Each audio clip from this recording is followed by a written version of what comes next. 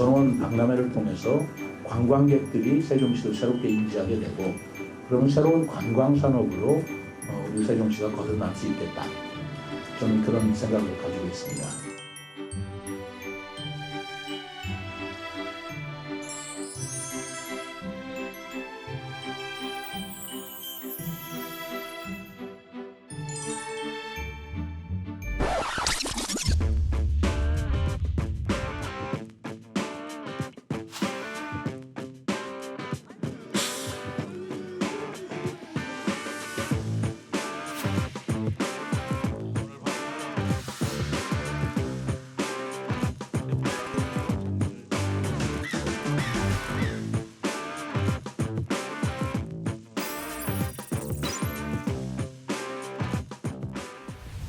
최민호 시장이 최근 사활을 걸고 있는 행사가 사실 두 가지가 있는데, 하나는 먼저 충청권이 공동으로 개최하고자 하는 2027년 학예 세계대학 경기대회가 있는 것이고, 또 다른 하나는 바로 오늘 주제인 2025년에 개최 예정인 국제정원도시 박람회가 있는데, 사실 2년도 채 남지 않았잖아요. 굉장히 시간이 촉박할 수밖에 없는데, 이렇게 먼저 한번 물어볼까요? 왜 열려고 하는 거죠? 이거 어떤 의미가 있는 행사입니까? 지금 뭐 세종시 같은 경우에 최민호 시정부가 들어서면서 지금 문화관광도시로서의 도약을 꿈꾸고 있잖아요. 거기에 이제 뭐 하여튼 큰 파급력 있는 행사로 볼 수 있고요. 그리고 또 물론 뭐 행정수도로서의 세계적으로 대한민국의 행정수도를 알릴 수 있는 좋은 계기가 될 수 있다는 의미에서도 이 개최를 지금 준비하고 있는데요. 박람회를 개최하면서 궁극적인 또 목표가 있어요. 국가 정원 승인이라는 지정이라는 그런 궁극적인 목표가 있는데 2025년, 27년에 지방정원 등록으로 가고 그리고 2030년 국가정원으로 가는 그 길을 열자라는 의미에서 이 개최를 준비하고 있는 것으로 알고 있습니다. 예. 맞습니까? 조금 뭐 정답만 얘기하는 느낌이 있는데요. 네. 아니 뭐 더 예, 추가적으로 할 얘기가 있는데 뭔가 자꾸만 침을 꾹꾹 삼켜가지고 네, 넘겨드리는 거예요. 네네. 많은 시민들이 중앙공원을 안 가본 사람들이 아직도 있어요. 근데 그 이유가 뭐냐면 아직 그늘막이 많지 않고 뭔가 볼거리, 즐길거리가 마땅치 않다라는 평가들이 좀 있거든요. 그 나무들도 좀 심어져 있는데 금방 이렇게 성장이 이루어지지 않잖아요. 시간이 필요하고 기다려야 되잖아요. 그런 과정에서 그럼 계속 저 상태로 놔둘 것이냐 아니면 어떤 소프트웨어를 채울 것이냐를 고민하는 과정에서 나무의 생장 기간보다는 정원을 조성을 하면은 좀 더 빠른 시간 안에 많은 사람들의 그 눈길을 사로잡을 수 있고 또 지루하지 않을 수 있는 그리고 컨텐츠를 보강할 수 있는 뭐 그런 것들이 중앙공원 그리고 세종시의 하나의 관광 그 매개로 좀 적합하지 않겠냐라는 의견들이 나오기 시작했고 그런 과정에서 전 세계적으로도 지금 정원 관광이 트렌드예요. 정원 관광 인구가 이제 코로나19 직전이에요. 지금 코로나19 직전에 이제 집계한 기준에서는 전 세계적으로 3억 5천만 명 정도에 이르고 부가가치는 2018년 기준으로 243조 원 규모를 넘어섰다고 합니다. 근데 맞는 말씀이 이 정원 도시의 주목적이 있어요. 왜냐하면 이제 세종시 같은 경우는 소비 도시가 아니기 때문에 정원 관광 산업 활성화를 통해서 도시 경쟁력을 또 확보할 수 있는 경제 활성화를 일으킬 수 있는 그러니까 욕심을 안 낼 수가 없어요. 그래서 잠깐 저도 자료를 보면 그 경제정책연구원의 타당성 조사 결과를 또 나온 게 있거든요. 그래서 2023년 순천만 국제정원 박람회의 생산 유발 효과가 1조 5천억이나 돼요. 그리고 부가가치 유발 효과가 7,100억 정도, 그리고 2만 5천 명 이상의 고용 창출 효과가 있다고 하니까 세종시는 군침을 흘릴 수밖에 없는 거예요. 예, 시간이 촉박하지만 한번 준비해보자. 뭐 이렇게 뭐 액션을 취할 수밖에 없죠. 예. 세종시가 지금 계획으로 목표로 하고 있는 시점은 2025년 5월 아니겠습니까? 그럼 지금 현재 이제 6월이라고 봤을 때 이제 1년 11개월 정도밖에 남지 않았는데 순천만 같은 경우는 한 10년 정도를 준비해서 이번 박람회를 하고 있는 거잖아요. 세종시 과연 2년 만에 이렇게 행사를 열 수 있다고 보십니까? 어렵죠. 어렵죠. 간단 물론 명료한데요. 어렵죠. 행사를 주먹구구식으로 준비했다가 망신당할 수도 있는 문제고, 그러니까 우리나라에 국가정원으로 등록된 곳이 딱 두 곳이 있는데 순천만하고 이제 태화강인데 이분들도 순천만도 지금 국제박람회를 지금 개최하기 위해서 좀 전에 이제 김우승 기자가 말씀을 하셨지만 10년을 준비한 거예요. 그리고 세종시랑 좀 다른 점이 순천만 같은 경우는 국가정원을 지방정원을 등록한 뒤에 국가정원을 등록하고 지정이 되고 그다음에 국제박람회를 개최했단 말이에요. 그리고 태화강도 울산도 2028년도에 국제박람회를 지금 준비하고 있어요. 이쪽도 지금 지방정원, 국제정원 등록하고 국제박람회를 지금 준비하고 있단 말이에요. 근데 세종시는 거꾸로 가고 있어요. 일단 국제박람회를 준비하고 나중에 이제 국가정원을 승인 받는다 하고 있는데 뭐 하얀 도화지 속에 하나씩 그려놔야 되는데 지금 시간이 너무 부족하다는 또 지적을 받고 있는 것도 사실이죠. 어쨌든 이제 선언은 했으니까 세종시에서도 최선을 이제 다할 거 아니겠습니까? 근데 이제 불과 이제 2년밖에 남지 않았다는 것이 이제 문제인데 그럼 2년 동안에 세종시는 어떤 과정을 지금 밟아야 되는 거예요? 절차만 놓고 보면 당장 그 오는 6월에 그 CIB라는 캐나다에 있는 비영리 법인인데요. 국제적인 어떤 정원 그 박람회를 공인해주는 기구 중에 하나예요. 그래서 CIB 그 실사단이 와서 어느 정도의 등급, 여러 가지 등급이 있거든요. 등급을 평가하거든요.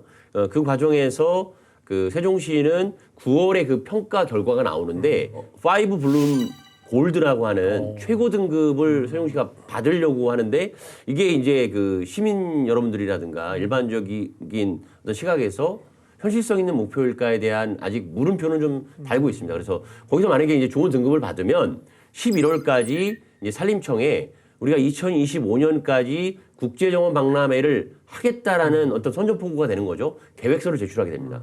그러면 이제 산림청에서 그 국제행사심사위원회가 있는데 거기에서 심사를 거쳐서 2024년 3월 정도까지 적격성 평가를 또 하게 되고 그러면 그 행사에 어느 정도의 국비 예산을 내려오는 게 맞는 것인가에 대한 규모도 기획재정부랑 협의를 거쳐서 하게 됩니다. 그래서 그게 이제 국비 확보가 어느 정도가 되느냐에 따라서 2025년 제1회 박람회의 규모도 같이 간다 이렇게 좀 봐야 될 것 같습니다. 이번에 이제 순천만 같은 경우도 혹시 CIB의 그 인증을 받고 추진을 하는 건가요? AIPH라고 그 국제 원예 생산자 협회라는 기구가 또 따로 있습니다. 그래서 순천만 정원 박람회는 그 AIPH로부터 A1 등급, B 등급, C 등급, D 등급까지 이제 4단계가 있는 것으로 제가 알고 있는데 그 중에서 B 등급을 받았다.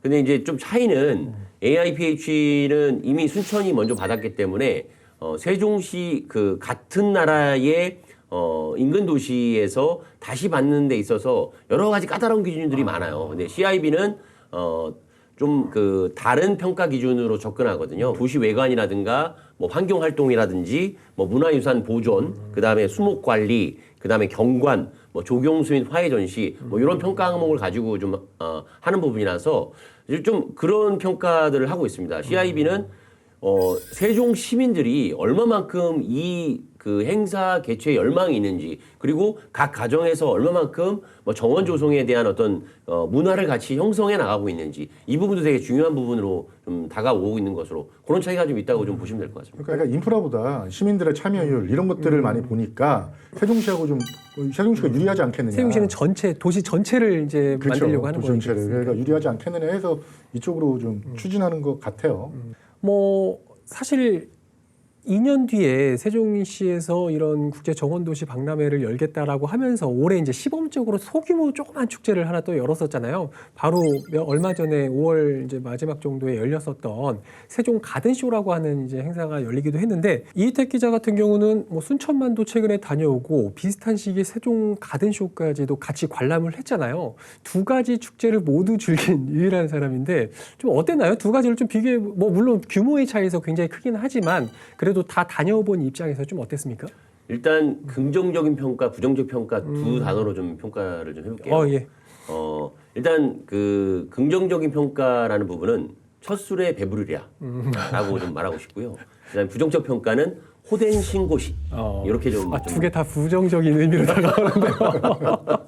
그 가든쇼는 2025년 세종 국제정원 박람회로 가기 위한 전초전 제1회 그렇죠. 행사 성격으로 준비가 됐고요. 네.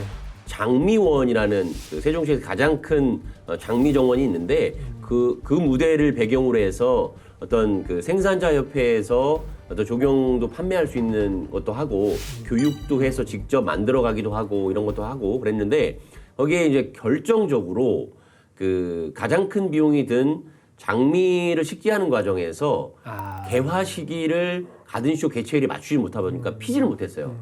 그러다 보니까 시민들이 장미원 없는 장면이다, 장미가 없는 장면이다라는 평가가 나오게 됐고.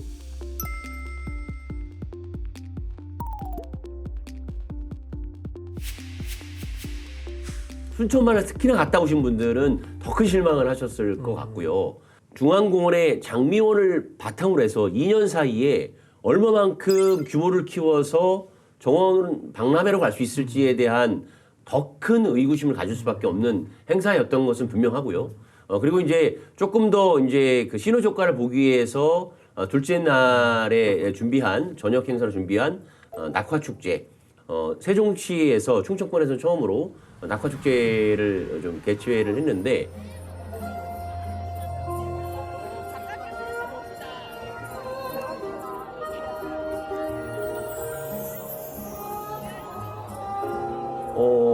이런 표현을 하더라고. 시민들이 지나가면서 얼마나 시민들이 문화 갈증이 많았으면 이렇게 낙화축제 요거 하나에 쏟아져 나오냐. 그래서 단일 행사로는 세종시 출범 이후에 거의 최대 인파 3만 명 이상이 몰리면서 전혀 예상치 못한 교통 대란과 주차 문제, 막 그 배달 오토바이까지도 보도 위에 올라오고 자전거들이 막 그 곳곳에 방치되면서 좀 그런 문제가 좀 발생해서 여러 숙제들을 많이 노출한 그런 행사였다. 근데 이제 정부가 이태원 사고 사건, 이태원 사태 뒤에 마련한 어떤 매뉴얼들이 있을 거예요. 근데 그렇죠. 이번 행사에서 지금 경찰 출연 3만여 명이 왔는데 뭐 어떤 몇 제곱미터에 몇 명이 모였을 때 안전요원이 몇 명이 배치되고 뭐 이런 것들이 있잖아요. 그게 됐느냐 이런 것도 한번. 그거는 안 됐죠.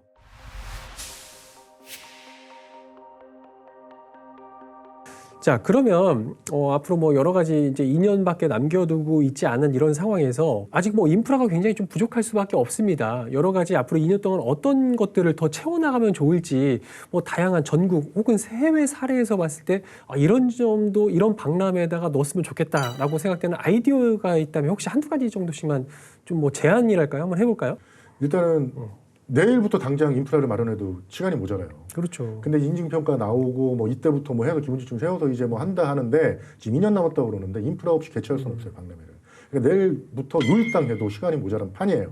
지금 저는 울산을 주목하고 싶거든요. 울산이 태화강을 중심으로 해서 2028년 국제정원 박람회 도시를 저기를 유치를 준비하고 있어요, 개최를. 벌써 지금 올해까지 기본계약 수립하고 내년부터 이제 그 본격적인 유치전에 나서는데 그 조사를 앞으로 6개월간 한단 말이에요. 그리고 또 국가정원 규모를 늘리기 위해서 오페라하우스도 만들고 수상 체험센터도 만들고 여러 가지 계획들을 하고 있는데 세종시 어쩌냐. 그래서 지금 김순 기자도 자꾸 뭐 이제 개최 예정이다 하는데 지금 개최 도전이거든요. 그러니까 개최 예정이 아니에요. 개최는 이제 그때 이제 2025년도에 예정됐다 이건데 개최 도전에 나선 상황에서 아무것도 없다.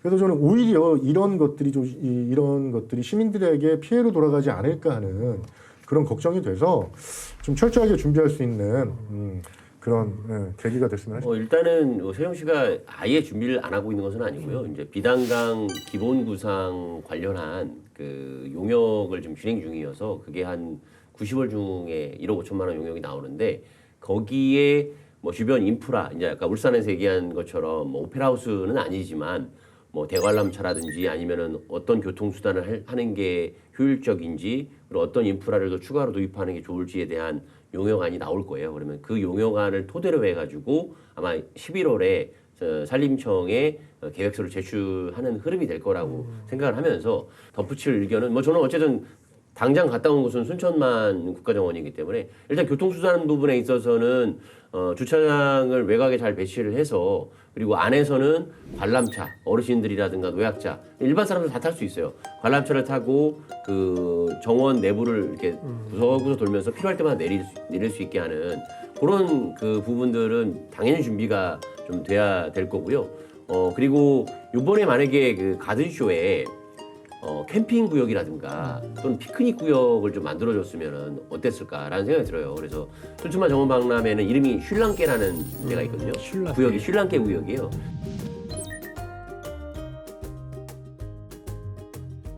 럭셔리한데 그 점심 저녁도 호텔식으로 나오고 근데 물론 야외의 텐트형이라서 저거 뭐 별로 안 비싸겠는데 생각했는데 의외로 비싸더라고요. 비싸고 그렇게 해가지고 완전 독립된 공간에서 왜냐면 그 정원박람회를 하는데 하루 만에 다 돌 수가 없거든요. 좀 쉬었다가 또 한번 돌아보고 야간에도 가보고 야간 경관도 보고 이렇게 할 수 있는 그런 좀 아이템이 같이 당연히 있겠지만 좀 필요하다는 생각이 들고 그리고 이제 그것뿐만 아니라 이제 세종시에는 금강이 있고 호수공원이 있잖아요. 그런 곳에서 이렇게 뭐 유람선이라든지 뭐 배를 타고 좀 움직일 수 있는 뭐 그런 체험 프로그램도 당연히 좀 인프라를 활용해서 있었으면 좋겠다라는 생각이 들고요. 가장 인상적이었던 것은 둔덕 전망대. 회전형으로 돌아가면서 정상부에 이제 오르는데 거기에서 바라본 풍광도 볼 수 있고 시설형 전망대보다 상당히 좀 참신했다. 역시 정원 박람회 하는 곳에 딱 맞는 성격이었다라는 부분이 있었고요. 뭐 그런 여러 가지 부분들을 많이 담아낼 수 있었으면 좋겠습니다. 아무튼 그렇게 세종 가든쇼에서 이번에 이제 발생을 했던 그런 보완점들을 잘 앞으로 개선을 해 나가고 또 순천만 국제 정원 박람회에서 좀 보여주고 있는 여러 가지 이제 장점들을 잘 벤치마킹을 해서 세종시에서 열게 되는 이런 박람회도 정말 성공적으로 개최될 수 있기를 바라면서 다음 주제로 넘어가 보도록 하겠습니다.